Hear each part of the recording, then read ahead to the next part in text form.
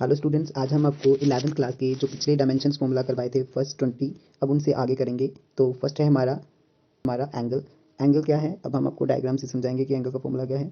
उसके लिए हमें एक सर्कल ड्रॉ करना पड़ेगा। अब ये सर्कल के अंदर ये है हमारा रेडियस, और इस रेडियस के बीच में एंगल बन रहा है थीटा, और ये जो एंगल बना रही है आर्क, उसे हम बोलेंगे लेंथ। तो हमारा एंगल का फॉर्मूला होता है आर्क ओवर रेडियस। अब ये आर्क ओवर रेडियस को दोनों को ही हम एल की डायमेंशंस में लेते हैं, इसलिए ये एल आपस में कट जाता है, तो आपकी डायमेंशंस बचती ही नहीं है। आपकी डायमेंशंस आती है m0, l0 एंड t0। तो इसीलिए जो एंगल है वो क्या है, हमारा डायमेंशन लेस क्वांटिटी है, उसकी कोई डायमेंशंस नहीं होती। अब नेक्स्ट है हमारा 22nd, जो कि है एंगुलर वेलोसिटी। एंगुलर वेलोसिटी होती है change in angle over time taken. जैसे एंगुलर वेलोसिटी है, ओमेगा के साइन के साथ उसको रिप्रेजेंट किया जाता है। इसको हम क्या बोलते हैं, ओमेगा इस साइन को, और ये change in angle over time period के इक्वल है, change in angle over time period के। अभी हमने देखा कि इसकी तो कोई डिमेंशन ही नहीं होती एंगल की, बट इसकी डिमेंशन होती है टी, तो इसलिए ये ऊपर जाके क्या बन जाएगा, t-1। ये हमारी डिमेंशन आ जाएगी एंगुलर वेलोसिटी की। और नेक्स्ट है हमारा angular acceleration. Next is angular acceleration. Angular acceleration में हम क्या देखेंगे कि इसका सिंबल है अल्फा, और ये एंगुलर एक्सेलरेशन होता है change in angular velocity over time taken. अब ये एंगुलर वेलोसिटी की डिमेंशन अभी हमने पीछे पढ़ी t-1, और टाइम की होती है t, तो इसलिए इसकी डिमेंशन होगी t-2। तो डिमेंशन को हम लिखेंगे m0, l0 एंड t-2।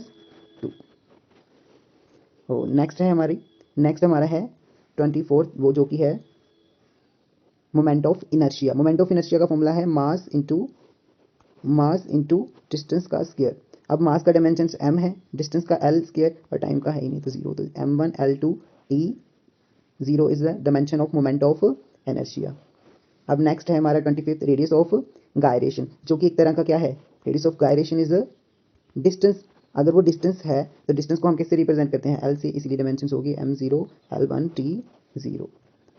अब नेक्स्ट है हमारा 26, जो कि क्या है, एंगुलर मोमेंटम। एंगुलर मोमेंटम का फॉर्मूला है mass into velocity into radius. यहाँ पे मास का डायमेंशन है हमारा m, वेलोसिटी का है l-t-1, और रेडियस का है l, तो इसलिए टोटल डायमेंशन होगी m1 l2 t-1।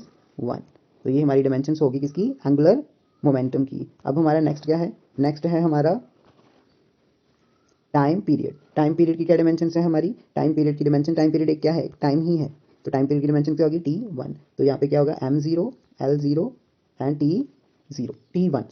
m0 l0 and t1। अब नेक्स्ट क्या है हमारा, next is frequency. 28 is frequency, और फ्रीक्वेंसी का फॉर्मूला है 1 ओवर टाइम पीरियड, इसीलिए इसकी डायमेंशन क्या होगी m0 l0 और t-1, क्योंकि टाइम पीरियड का उल्टा है। अगर टाइम पीरियड का उल्टा है तो इसकी डायमेंशन क्या होगी t-1। Next is specific heat.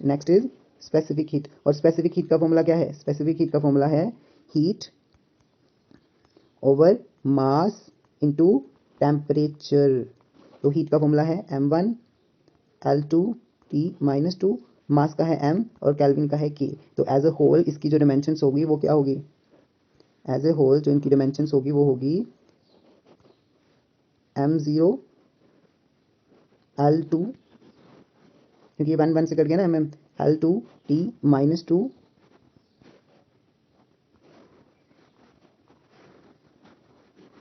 Sorry guys, t-2 and k-1।